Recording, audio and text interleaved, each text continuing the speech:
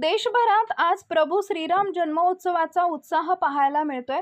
आध्यात्मिक राजधानी पंढरपूर जवळ असलेल्या रोपळे बुद्रुक इथंही रामनवमी मोठ्या थाटात साजरी करण्यात आली।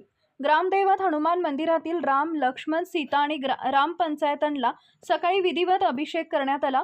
दुपारी ठीक 12 वाजता प्रभूंच्या मूर्तीवर पुष्पवृष्टी करत श्रीराम जन्मोत्सव साजरा झाला।